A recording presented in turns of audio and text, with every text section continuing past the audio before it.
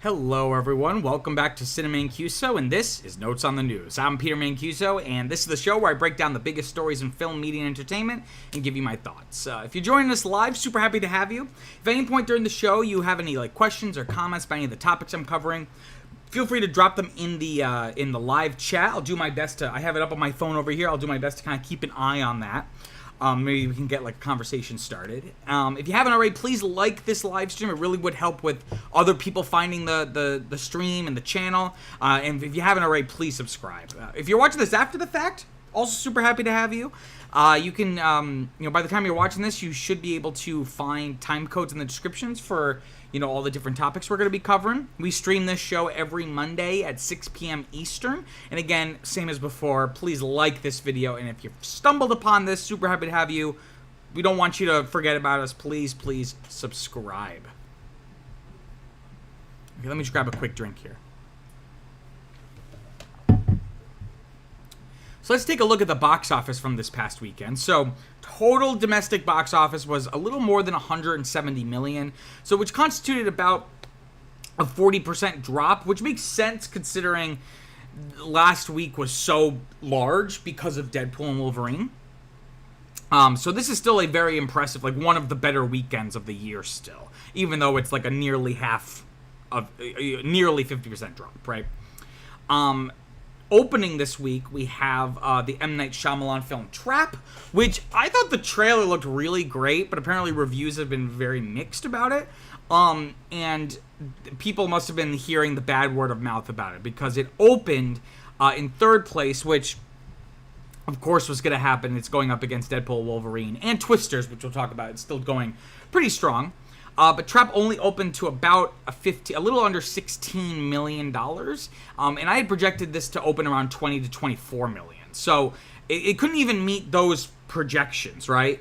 And this brings its worldwide total now to 20 million, but it was made for $30 million, right? So in this first weekend, it still hasn't even crossed that initial threshold of making back the budget. But of course, as we know, you really need to double the budget, right? So this is a little bit of a disappointment. The thing about M. Night Shyamalan's films, at least his kind of renaissance, is that they don't make a ton of money, but they're cheap and they make a good profit. So let's see if this, is able to maybe grow a little bit. But again, the word of mouth to me reads that it's not going to get a bunch of butts into the theater. Also opening this week, at number 6, couldn't even make it into the top 5, was the live-action, why it exists, I don't know, the live-action Harold and the Purple Crayon with a film with Zachary Levi, only opening to about 6 million, and I projected around 7 to 11, so it's just under that, just under that threshold, but again, still fell short, right? I think you're going to see here Deadpool and Wolverine is really sucking a lot of the oxygen, kind of like we talked about with Inside Out 2 for a couple weeks. It kind of, this is a big weekend if you look at that total up at the top in blue, but most of that is coming from just one movie, right? And if you look between Deadpool and Wolverine and Twisters, Deadpool and Wolverine opened to about 97 million. This just in its second weekend, and Twisters only brought in a little under 23 million, right? So there's a big gap. But going back to Harold and his crayon, this, is definitely disappointing. The film from I thought it was a bad idea in concept, and then I saw the trailer and was like, oh, good God, this looks like it's 20 years old, yet somehow being released. It was like they filmed it 20 years ago, and they're just releasing it now. It seems so dated, so outdated. So this brings its worldwide total, as you can see here, to about 9 million. But it was made for $40 million. That's insane. Probably for salaries for Zachary Levi, for Zooey Deschanel. So not only has this not made it back, at least Trap, it's basically at, what is it? It's a negative 33% return. This is a negative 77.5% return. So this is not doing well for them. And again, I don't see this growing over time. So this one, we can officially label this one a dud. Also opening, we have a random indie film I hadn't heard of. The Firing Squad opened to about 1.6 million, and that constitutes both its domestic and worldwide total. I literally know next to nothing about this, but again, I think we've been seeing this, that because you have movies, something like Deadpool and Wolverine is sucking the oxygen out of all of the other like mainstream blockbuster movies. So it kind of gives like smaller movies like this the chance to kind of squeak into the top 10, because they're counter programming, right? They're not Deadpool. People going to see The Firing Squad are not going to go see these other movies, right? That opened at number 8, and then also at number 10. Ponyo, right? The Studio Ghibli film. This is for Studio Ghibli Fest that Fathom Events does. I should have taken out the divide. Oh, no, I think I did. No? I don't know. I think I have some formulas in error here. But this is like what they do every year. Fathom Events will like re-release the Ghibli movies in theaters. So again, it's reinforcing this point. The fact that this 15-plus-year-old movie being re-released through like a special events distributor, only making around $800,000. The fact that that could squeak into the top 10 speaks to, again, Deadpool and Wolverine's prominence, right? So yeah, again, looking at it, it's held its first place spot in its second weekend, bringing in 97 million, which is a bigger drop than I was expecting, though. And it is about a 54% drop, which is bigger than ideal, but A, not awful, and B, perhaps that makes sense just because it opened so big, right? It just had this huge opening that you weren't gonna get. Like Deadpool and Wolverine is fast food, right? And my review for it is actually coming out tomorrow on cinemaincuso.substack.com, which is where you should go check out my reviews for new movies. But my kind of feeling about this movie is it's popcorn. It's just entertainment for entertainment's sake, which is not necessarily a bad thing, but not necessarily a good thing either. So I feel like audiences, when you go, you're not going to have as much repeat viewings. You're still going to get a bunch. Like, you don't make this much money in your second weekend unless you're getting a bunch of repeat viewers, right? But I don't think you're going to have as much as opposed to a film that had a stronger emotional core. But it did add 20 theaters, which is interesting. And this, has the biggest, the most, the biggest per theater average for any of these movies here. We also have, taking a look at their totals, right, Deadpool and Wolverine's totals. This brings its domestic total to about 396 million and 824 million worldwide. I believe it's the most successful R-rated film ever so far. Or that's not true. Like one of the biggest openings or biggest second day weekends or something. And again, this is all just off of a $200 million budget. So in just 2 weekends, it's brought in a 312% return on investment, right? So that's very, again, kind of like with Inside Out 2, what are the implications going to be for the industry? It's still up in the air. My money is on that they're going to take the wrong lessons from this. But in any case, I'm sure Marvel is breathing a sigh of relief. Looking at number 2 now, we have Twisters in its second place, holding second place in its third weekend, bringing in about 22.5 million for the weekend, and this constituted a 35% drop. Lost about 161 theaters. And if you're looking here, we've been kind of keeping an eye on this movie because it's having trouble getting to that double the budget threshold, right? So it was made for roughly 175 million, and it's only made 196 million domestically and 274 million worldwide. So it's crossed that initial threshold, but it really needs to get to that other threshold. So right now it's only about 56% return, which Hollywood does not like to see. They want to see those triple-digit returns. Also, still in the top 5, we have Despicable Me 4, dropping from 3rd to 4th in its 5th weekend, bringing in just a little over 11 million, about a 23% drop. So again, this is holding.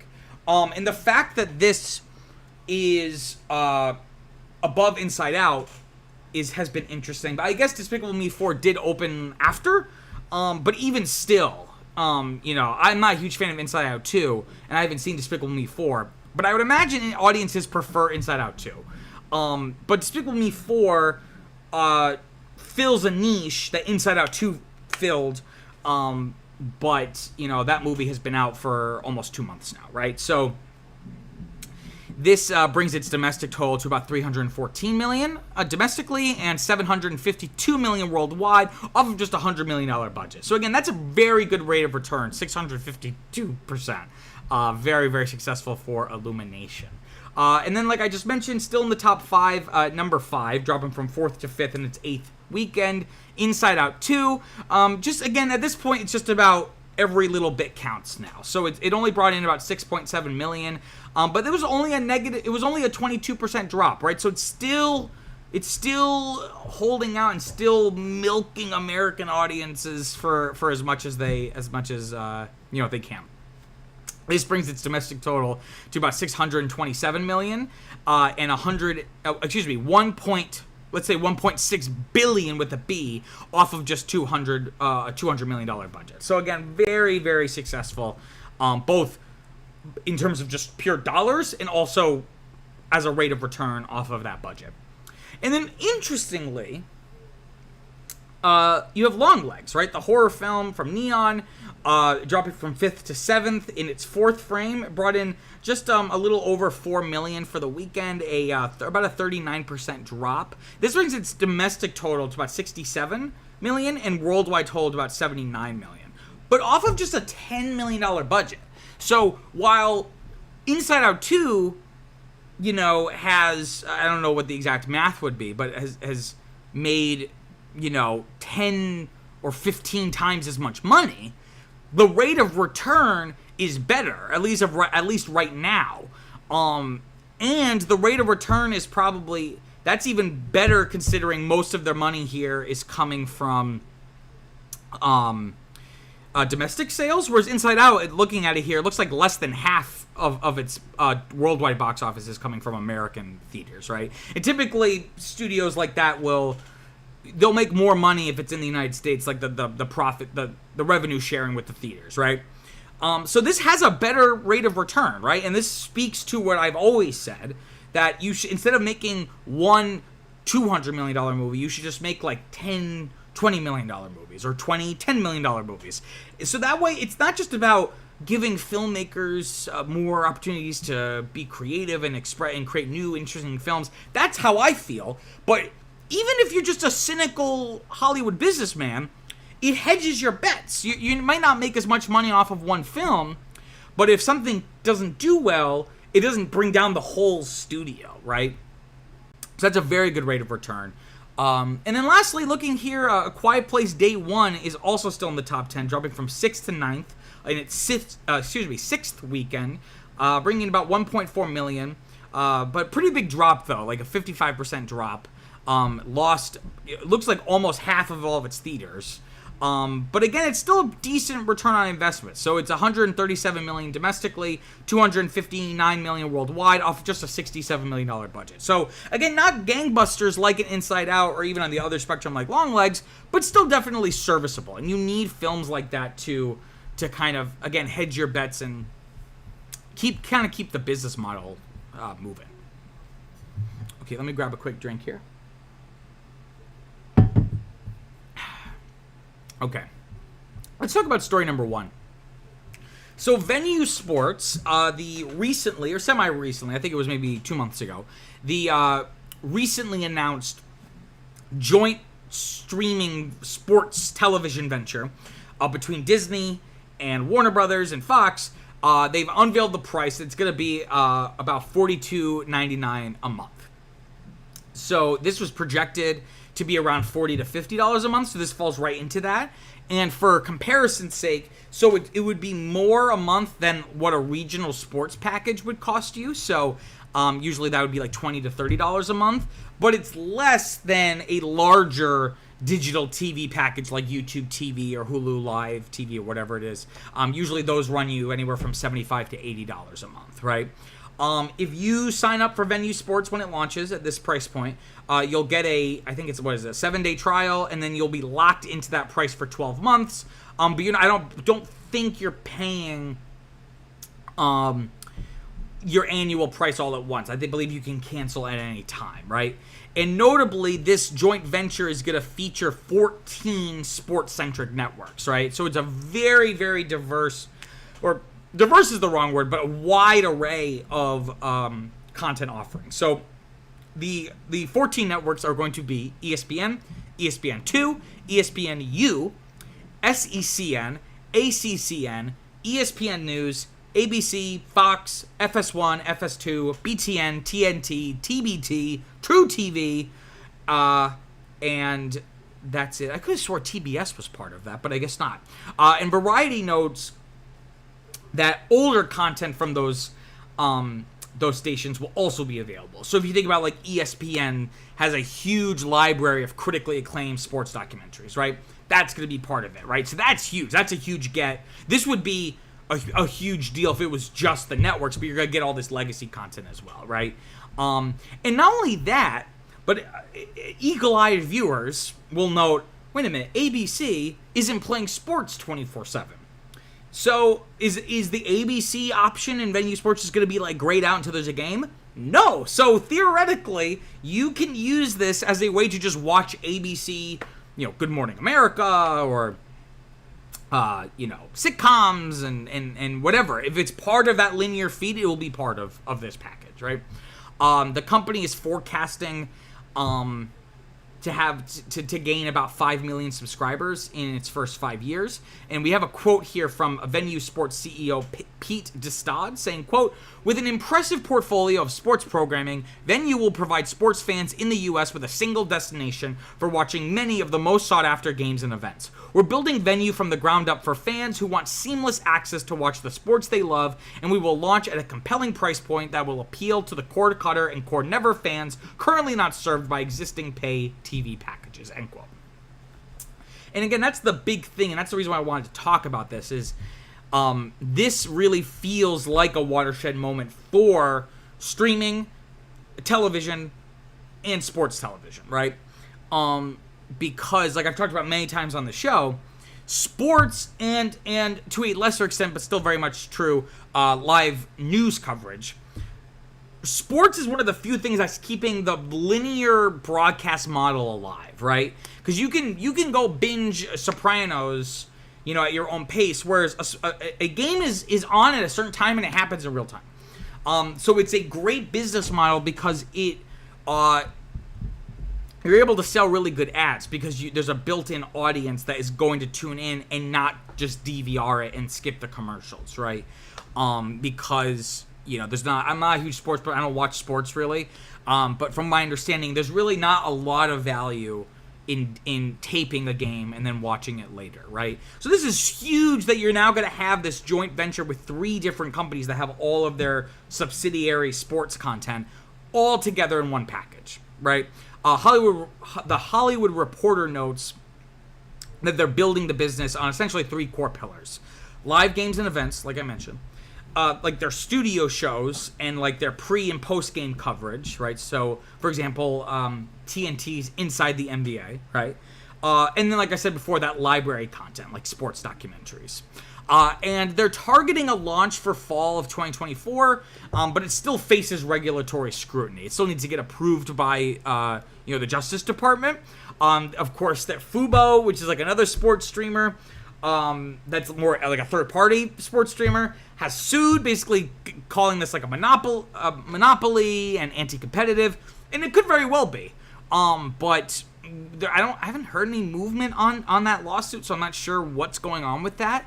But they're targeting a launch this fall, which I'm not sure when that would be, though, because I would imagine they would want to start in time for the football season to start, and that's like September. And it's August. So I feel like a lot needs to happen in the next couple months for this to actually launch, right? But again, like I said, this is monumental, right? It's a comparatively low price. Again, it's more expensive than it seems more expensive, right? Because we're used to paying $5, $10, $15 for things like Netflix or Disney Plus or Max or what have you. And this is like north of $40 a month. But again, you're getting 14 networks, right? and all that library content. And if the only reason why you have cable is to still watch sports and watch these channels, this is way more cost effective, right? And again, it's not even like they're selling it at a discount, because again, it's still going to have ads. It's still linear television. So there's still ways to monetize your attention.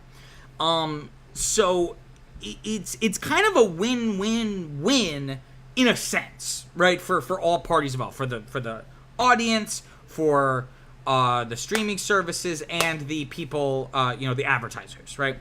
And again, it's going to be great because it's going to be a host of all these sports offerings all in one place. Notably, though, it's still going to be missing like NBC and CBS, which notably I think NBC is like, the primary NFL distributor, but not all games. So that's a big missing factor. Maybe they'll come in at a later point, in which case maybe it will be a monopoly at that point if they include NBC and CBS. But again, this move reflects the shift to streaming that we've been seeing slowly but surely, right? We're gonna start seeing more. I've talked about this a million times, that I think one of the biggest mistakes that Hollywood has made in the past decade was individual companies deciding we're going to have our own streaming service. We're going to have our own walled-off garden with all of our content. And that just has been borne out to not be effective, because most of these companies don't have the library to support that.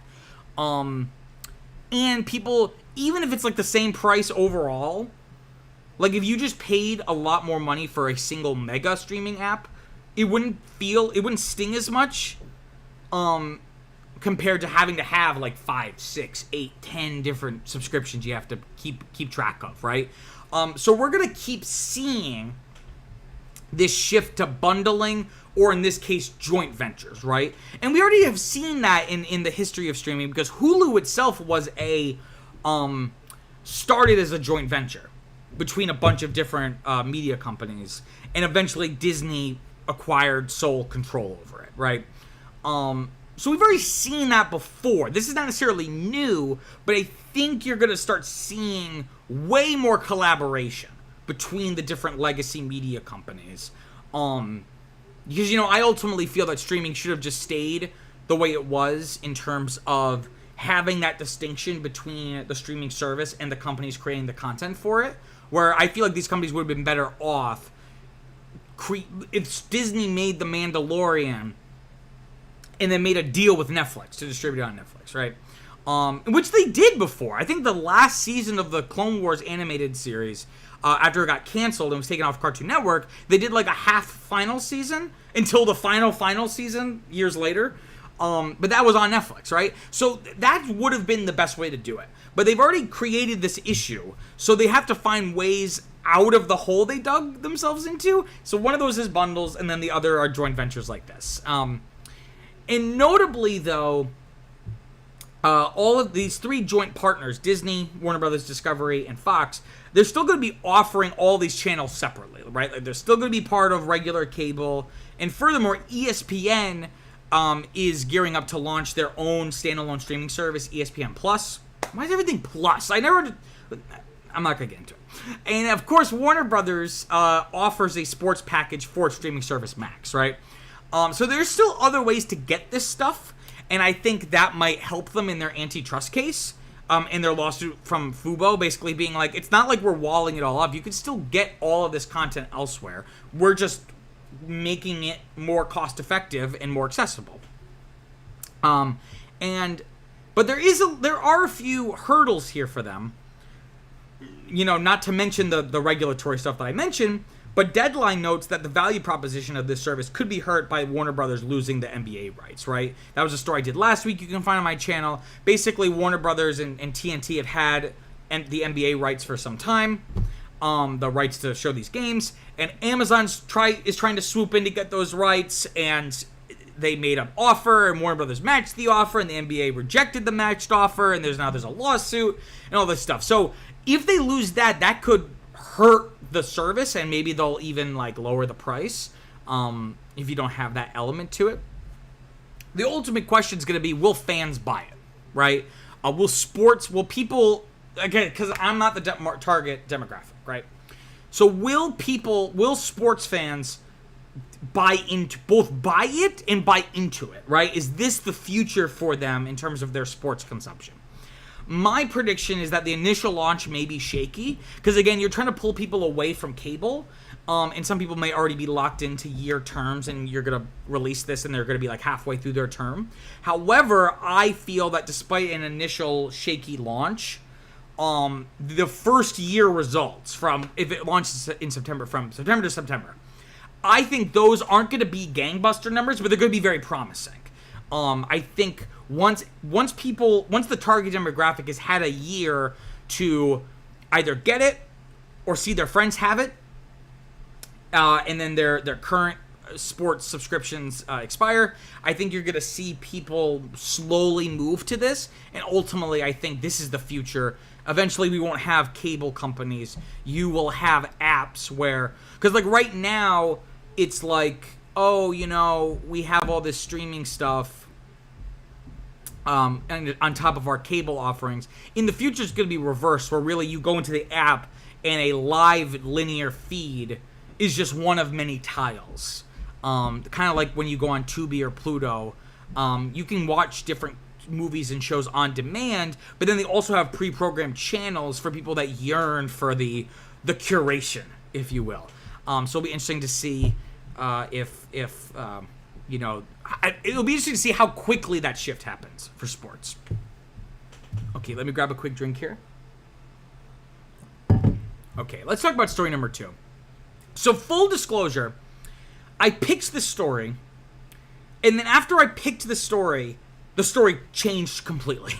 So full disclosure about that. So earlier this week, last week, I think it was like on Wednesday, it was reported that a company called Apex Capital was potentially mounting a $43 billion bid to buy all of Paramount Global.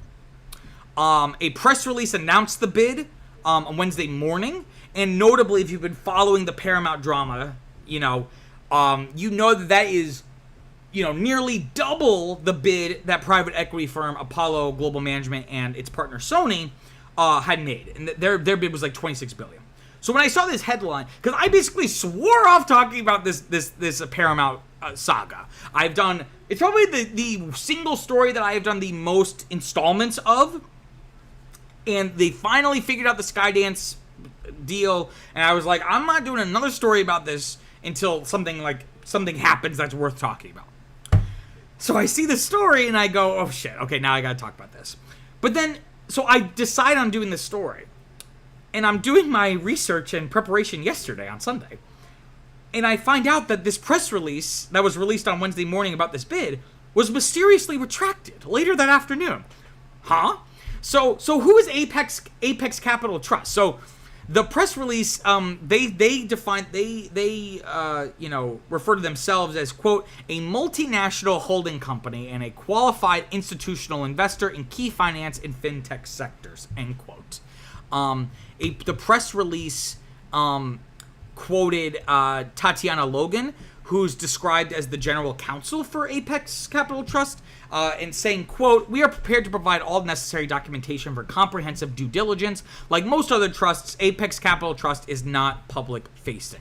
And Reuters was, quote, unable to independently establish the existence of Apex or its unnamed subsidiary. So it's very, very, very, very dubious. It's just bizarre, right? And of course, I didn't know any of this until yesterday. So, of course, this is all during this period where Paramount and Skydance are in what they're calling their go shop period. So part of the contract, or part of the deal that they've made, it gave Skydance, it gave Paramount, I think, like 6 weeks to entertain other potential bids or offers. Just to, at the very least, if they go through with it, then they can at least go to shareholders and go, look, we looked at other deals. This was the best deal. Trying to insulate Sherry Redstone from, potential litigation, right, for the deal. So they can basically field all these other competitive offers until later this month, August 21st. And if Paramount were to go with a different offer and ditch Skydance, they would have to pay, as per the agreement, a $400 million breakup fee. Which Apex Capital Trust, if it exists, claimed to be willing to pay for Paramount.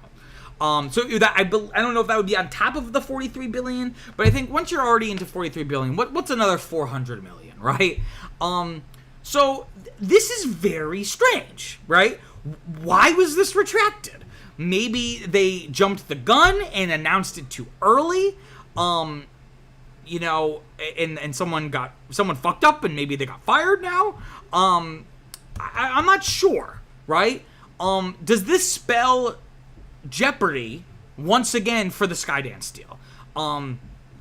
You know, maybe, and this is me putting on my tinfoil hat, maybe this announcement, quote unquote, was a misdirect to test the waters, right? Someone wanted to see what the market's reaction would be if a rival bid were to be made for Paramount, right? Could it be a rival bidder, like Apollo Global Management or Barry Diller, who's the former president of Paramount, who suggested he might be interested?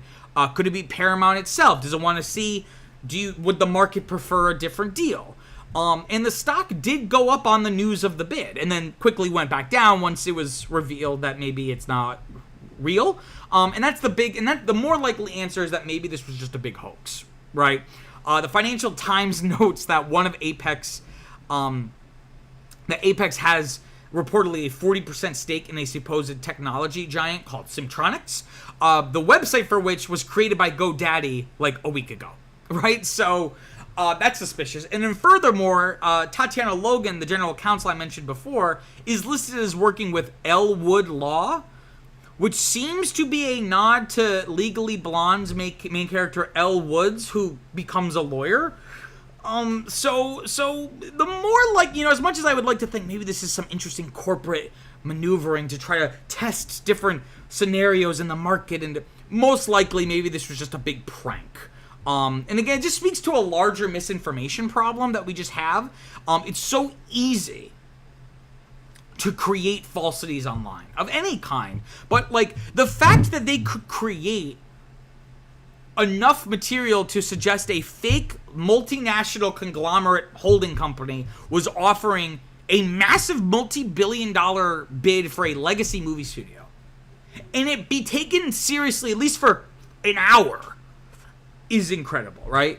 And again, it's because you couldn't do this 50 years ago. And again, like we said, it literally impacted the stock market.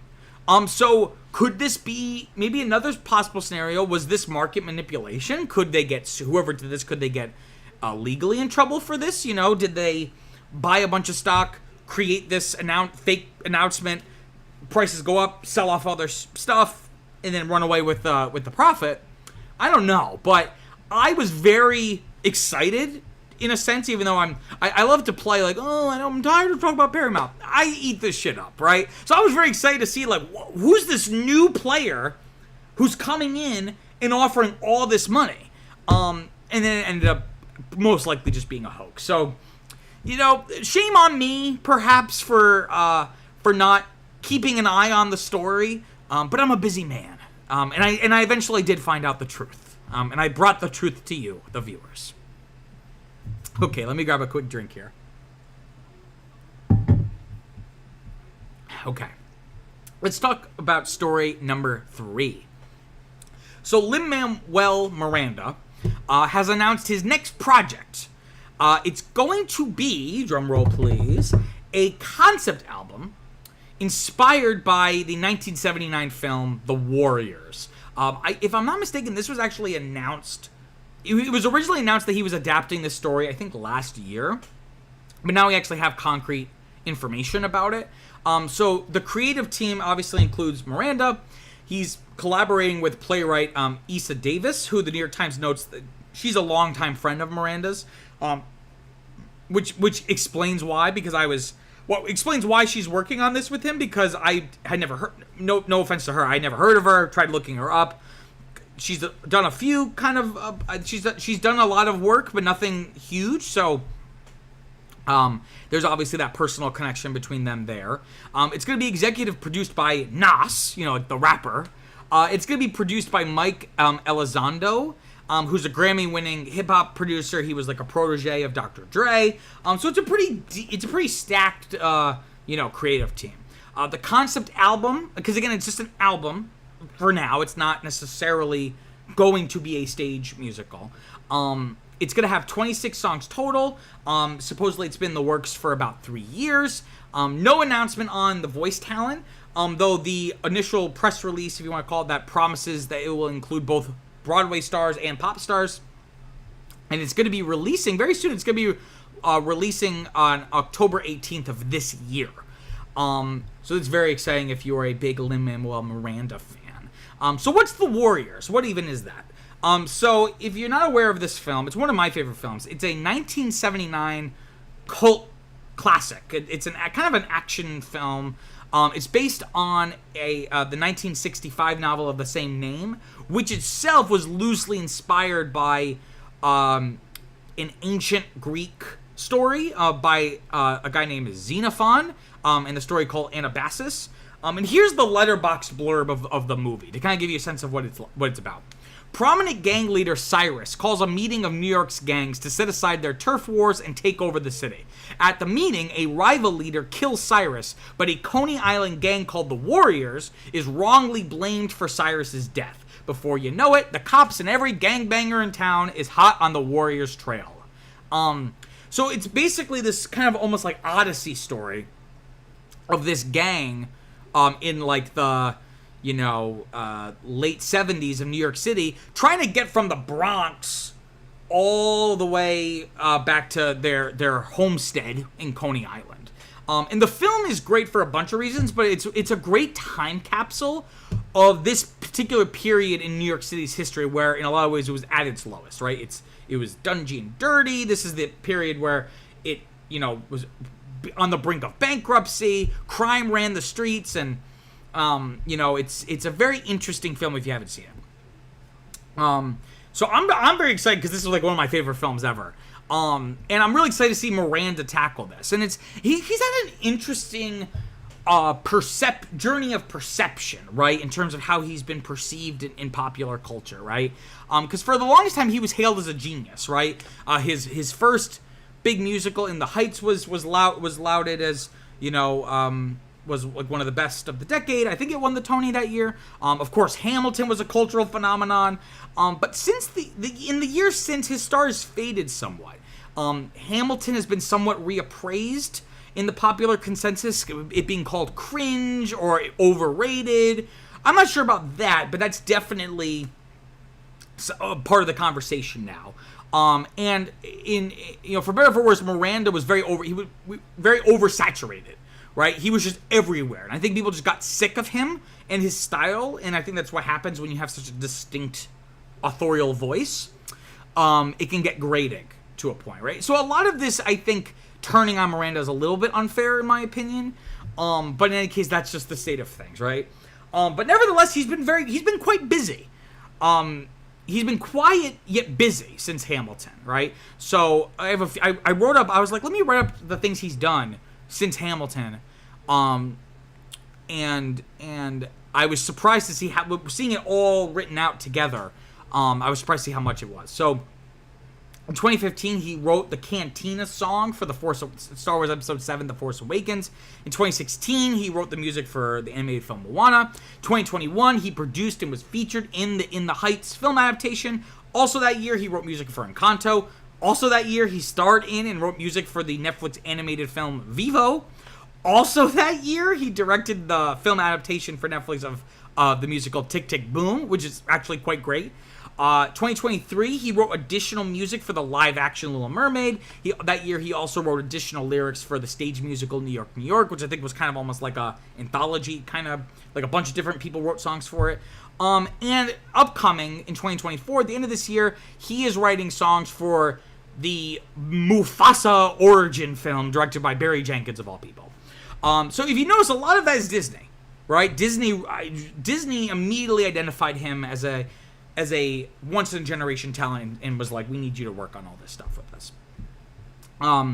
So it's going back to this, and you can see this kind of concept art here on the left for this particular incarnation of the Warriors. Like if you go to, I think, warriorsalbum.com, you'll be treated to this and you're able to pre-order the album, but that's basically all we have on there.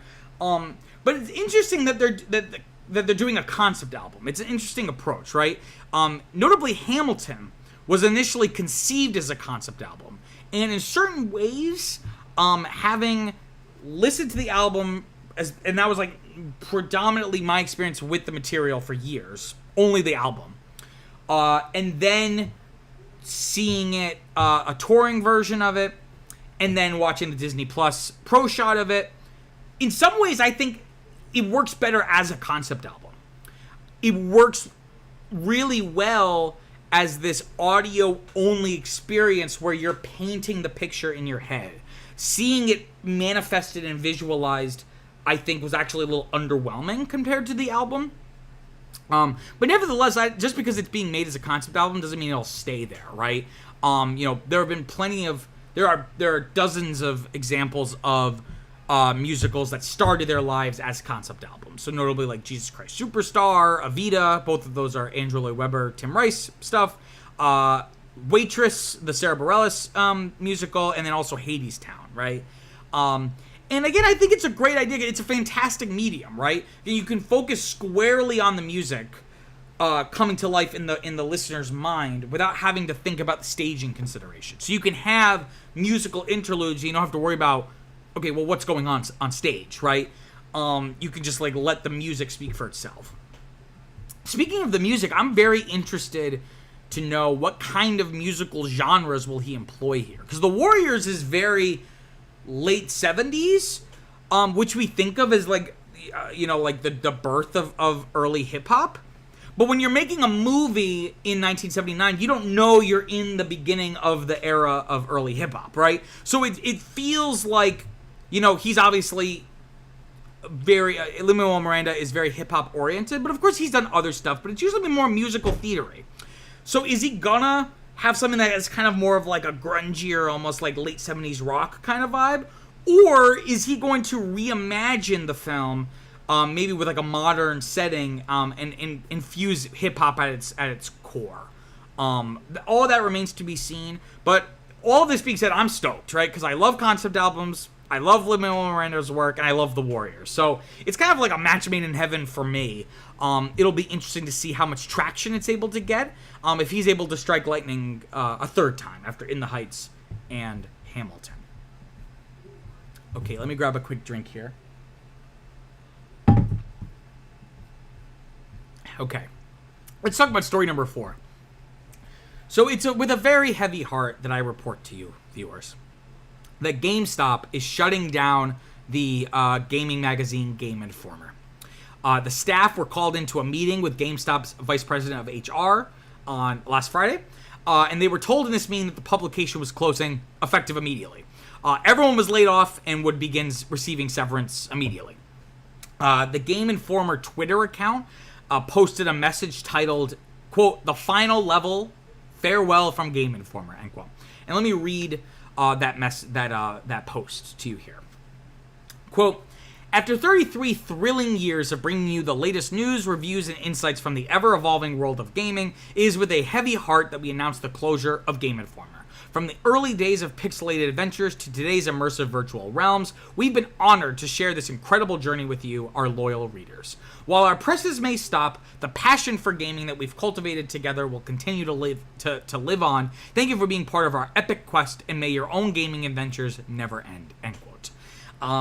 And the website, GameInformer.com, has been taken down completely. And every existing link directs to this message. So that means that decades of articles, reviews, reports, previews, it's just gone. The final issue of the magazine was number 367. It was published in June, and it is now the last one, even though it was not meant to be the last one. So if you've never heard of Game Informer, or you didn't grow up with this, if you're not a gamer, it is the past tense. It was the longest running gaming magazine in the United States. It began publishing in 1991, before I was even born, as an in-house newsletter for gaming retailer FuncoLand. Nothing to do with Funko Pops. This is Funko with a C. Funko Pops is with a K. And Funko Land is kind of like what was a GameStop-esque store. And the magazine would feature, news, gaming news, interviews, previews, reviews, right? And this was vital in like that obviously the internet existed in 1991, but it was, of course, not what it later became, even by like the early 2000s. So this was in a lot of ways people's window into the gaming industry, right? Game Informer was de facto acquired by GameStop when GameStop purchased Funko Land in the year 2000. And it ended up becoming a very symbiotic relationship. So, for example, a 12-month Game Informer subscription was offered for GameStop rewards members if you're part of like the rewards club or whatever it was. And Kotaku notes that this was one of the last remaining physical gaming magazines in the world. And it was the third largest magazine total in the United States in 2011. But of course, it wasn't just a magazine. It included multimedia operations. So over the course of its 33 years, it eventually included a website, a podcast, and various online video documentaries about the gaming industry, about game studios and developers. Personally, I have very fond memories of Game Informer. I got hooked by seeing them in GameStop. It basically was like a magazine stand, but it was just Game Informer, right? So that's a pretty good, market, no competition, essentially. And again, it was a great way to have information and reviews curated, right? There are pros and cons to print journalism versus online journalism, but one of the pros is that, especially for a kid, it introduced you to games and studios and kinds of games that you wouldn't necessarily know to seek out, right? So I always have very fond memories, and I got the subscription. I would get it in the mail for like years. I was like in elementary and middle school. But so this decision to close it, obviously, of course, numbers have probably, it's been in decline, but from all accounts, this isn't because Game Informer was really, really struggling. If anything, this more so reflects GameStop, which has been struggling. Physical game sales have been in steady decline for years, right? So when you go into a GameStop, I feel like half of it now is just merchandise. And again, no official reason has been given for shuttering Game Informer. So this seems more just like, it's not that Game Informer is doing really poorly, it's just not doing as well as we would want it, because right now GameStop's management is very much Wall Street focused. It's not as focused on building a really strong, durable company that honors the industry that it exists in, right? So reactions, of course, to this closing have been very somber. Game Informer employees, their reaction, of course, they're devastated. We have a bunch of quotes here I want to kind of throw out. We have a quote from the former video producer for Game Informer, Ben Hansen, saying, quote, "It was an incredible 33-year run, and then GameStop pumps out this phony/empty farewell message. I bet money it was written by AI. Fuck you, GameStop, and a huge fuck you to Ryan Cohen," end quote. So for context, Cohen is the chairman and CEO of GameStop, and his accusation of being written by AI, I think, has actually been confirmed. So I saw someone on Twitter post a screenshot, like they put in the text of this farewell message into like an AI detector, and it said it was like 100%. And I verified it myself. I found an AI detector, put it in, and it said 100% AI written. So that just goes to show you where the company's at, where it's like they just laid off, I don't even know how many dozens of people, and you couldn't even muster like an actual message. You just like were like, write a farewell message, blah, blah, blah, right? Also got a quote here from the magazine's content director, Kyle Hilliard, saying, quote, "Game Informer has been closed down by GameStop, and the entire incredibly talented staff, including myself, have all been laid off. A frustrating turn of events, especially considering we were about 70% done with the next issue, and it was going to have a great cover." Great, all in quotes, end quote. Great in all caps. Imran Khan, who's a former senior editor at the magazine, said, quote, "This is the worst fucking timeline, and fuck GameStop. The industry is worse off without GI," Game Informer, "and that stupid piece of shit company that's been flying by its pants off meme stocks couldn't stand to see a part of it be successful without their direct intervention," end quote. So kind of throwing shade at the fact that GameStop really is only surviving now as a company due to its meme stock status. Of course, it had a huge explosion a couple years ago, and it obviously went down from there, but it still kind of hovered above where it was before. And again, it kind of speaks to line go up, and that's really the only motivation. We want to see the stock price go up and up and up. And we also have a quote here from the former editor-in-chief of the magazine, Andy McNamara, saying, quote, "As someone who was there at issue 1 and spent most of their life fighting and scratching and clawing for Game Informer, it breaks my heart to see it end. Game Informer will always hold a special place in my heart. As always, the people are who matter. As always, the people are who matter. What an amazing journey for us all. GI forever." End quote. And similarly, gamers and other journalists and just the gaming industry in general is just heartbroken, right? And I think it was summed up best by Ethan Gack, who's a senior reporter at Kotaku, saying, quote, "It was a window into a wider world and culture around games. It showed that other people cared about them as much as I did," end quote. So, ultimately, I'm not necessarily upset the magazine itself is being shuttered.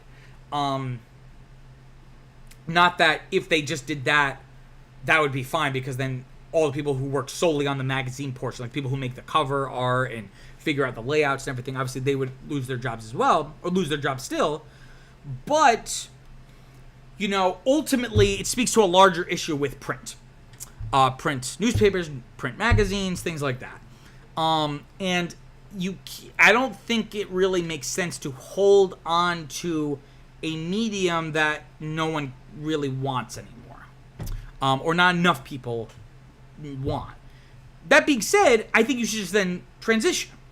And there's no reason to have shut down GameInformer.com or their podcast. You could just transition it and give the website a new breath of life, right?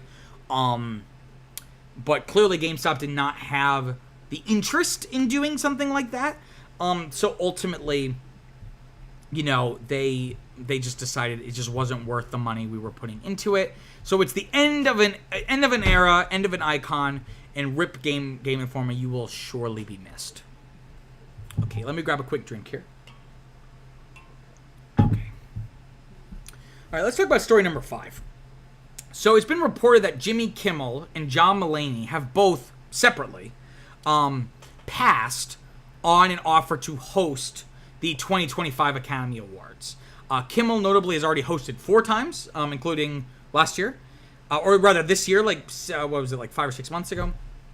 And Mulaney hosted the untelevised Governors Awards for the Academy earlier this year. And clips released online from the Governors Awards were very well received of Mulaney's, performance as host. And then he did introduce an award at this year's Oscars, and his award introduction, this long convoluted bit about Field of Dreams, was also very well received. Supposedly this is due to scheduling conflicts for Mulaney. But I think ultimately it's just because it's a thankless job. No one wants to host any of these award shows, right? Vanity Fair articulated it best. They noted that it's high risk and low reward, right? A lot can go wrong that hurt your career, and even if you do a really good job, no one really cares, right? It can hurt your career if it goes poorly. So, infamously, earlier this year, the Golden Globes, obviously it was during, I was not still during the writer's strike, I don't think. I don't remember. No, it wasn't. But ultimately, I believe they didn't hire him until the last minute. But Joe Coy hosted this year's Golden Globes, and it was awful. No one had ever heard of this guy, and now his reputation's in the toilet. And not only was it bad, but then during it, he started blaming the writers. And, ultimately, that could be true, but don't blame the writers. Just suck it up. You fucked up by accepting this job. Just get through it and then be done with it. But it was really tasteless, right? So that's one example. And people that have done it, people who have hosted the Oscars have said it's a thankless job. So, someone like Alec Baldwin, who co-hosted in 2010 with Steve Martin. And he felt that the show should be a, quote, very tight show with a lot of serious cineastic as in cineastic appreciation. ABC and the Academy, they have no interest in doing a tight, better produced show. They are forced because of economic constraints to have a flabby, tired show, end quote. So his argument is, it really should be like a tight 90 minutes, but it's due to meaning the ad revenue and stuff, it's stretched out to 3 hours. And that's always everyone's big complaint, or 3.5 hours. That's everyone's big complaint, is that just feels so long and drawn out. And similarly, Anne Hathaway, who co-hosted with James Franco in 2011, I remember that year they were panned, it was not well received. She felt the same, and she articulated it really well, saying, quote, "It's just a no-win situation. You're not trained at this. How is this going to enhance your life?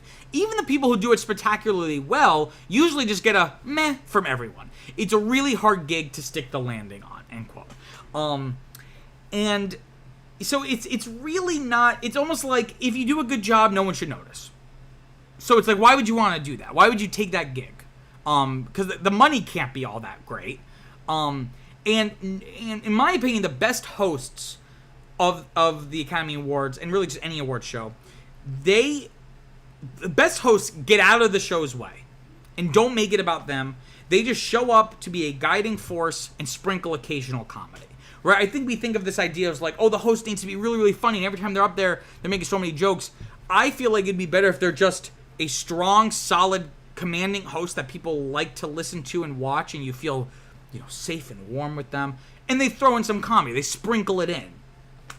And that's usually the MO for all the most well-received hosts, right? And there have been people who have done it multiple times, right? So Bob Hope, the 20th century actor, comedian, I'm not sure if he was quite a comedian or stand-up comic, but he holds the record. He hosted 19 times. After that, it would be Billy Crystal, who hosted 9 times, and then Johnny Carson hosted 5 times. So as of right now, Oscars 2025 is hostless. Which is not the worst thing in the world, because we already did that for a couple of years, following the Kevin Hart scandal, right, where he was going to host, and then a bunch of his old homophobic tweets resurfaced, and then they basically let him go, and they didn't replace him. So we just had a couple of years where we just haven't had a host. And it was, in some ways, better, because you could just have all these little mini hosts, the people who come and introduce the stuff, right? Maybe it was when the show was at its best. And the Hollywood Reporter has run a great piece titled Oscars, Inside the Search for a Host. This was by Scott Feinberg at Hollywood Reporter. And he notes in his article that many recent hosts wouldn't be asked back or wouldn't want to host again, right? So he identifies 4 strong potential options. They could do Steve Martin. He's already hosted 3 times, and maybe he could co-host and be paired with his Only Murders in the Building co-stars, Martin Short and Selena Gomez. Kind of have like a triple host scenario. Them as a trio is very well liked. Another option he points to is Jon Stewart, who hosted in 2006 and 2008. Though he could be a liability since he's so politically outspoken. He's very popular with huge swaths of the country, but, I could see someone like Stewart taking the opportunity to make a political statement that ABC doesn't want him to make. But maybe in a backwards logic way, that could actually be an advantage, because then viewers would expect that, so you would have more people tune in because they want to see, like, what unscripted, out-of-pocket thing is Jon Stewart going to say.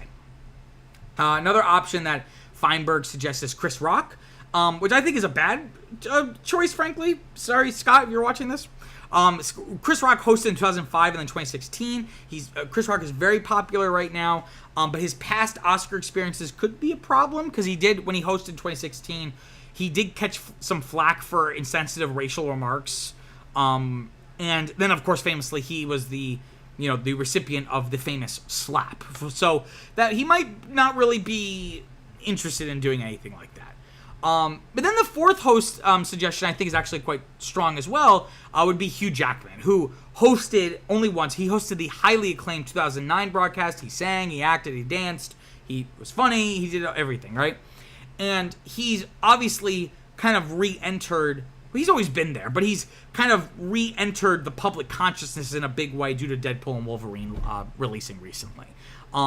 So that could be a good option. Is let's go to someone that has been well received instead of having, I don't know why they went back with Jimmy Kimmel, because I actually don't mind Jimmy Kimmel in general or his hosting at the Oscars, but it has not been well received. So it's just very odd that they had him keep doing it, probably just because he was there and available.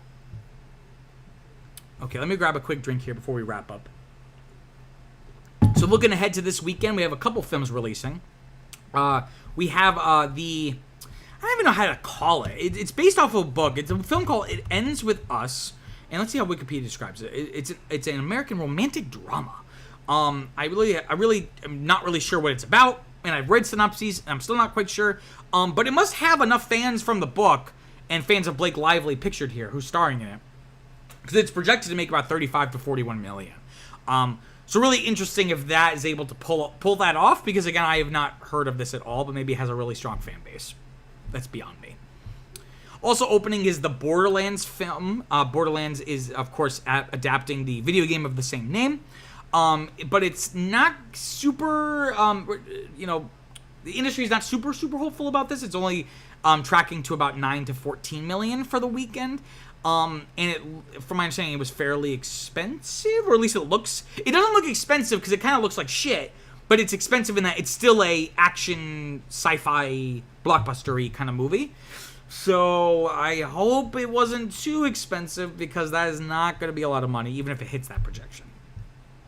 And then we also have a indie film starring Hunter Schafer from Euphoria, some kind of like indie thriller kind of thing. It's called Cuckoo. It's projected to make about 4 to 8 million, which makes sense since it's a smaller kind of film. All right, that wraps up the show. Just want to give a few quick plugs. This isn't my only YouTube channel. I also have a sister channel called Peter Squared, where I cover topics related to film, media, and entertainment in a more video essay format. Right now, the video I have up is called A Closer Look at Frozen, where, you guessed it, I take a closer look at Frozen, taking a look at what went right, what went wrong, and everything in between, using these two kind of cartoon versions of like younger and older version of myself. It would be a huge help if you could go check out that video, go give it a like, go subscribe, comment furiously about how I'm wrong about every single thing I said. You can find that link in the description down below. I also want to give a plug to a podcast I do with my fiance Viviana called Now That's What I Call a Franchise, where we pick a film franchise and we go through every single installment. The good, the bad, and the ugly. So this season we're doing Star Wars, which is exciting. We just recently released our episode on the Star Wars Holiday Special. This Friday we're going to be talking about Empire Strikes Back. So if you want to check that out, you can listen wherever you get your podcast. You can also find us on YouTube if that's your preferred way to podcast. You can also just find us in the link in the description below. And then finally, I want to plug Cineman Q. So it's not just a YouTube channel. It started as and still is a Substack newsletter where I write written film reviews for new movies coming out. It would really be a huge help if you go check that out. My Deadpool and Wolverine review is coming out tomorrow. You can find the link to the newsletter in the description below. You can also just go to your browser and type in cinemanqso.substack.com. That's it for this week of Notes on the News. Thank you all so much for watching. If you haven't already, please like this live stream. It really helps with the algorithm and helping other people find the show. Please subscribe. And without further ado, I'll talk to you guys next week. Peace out.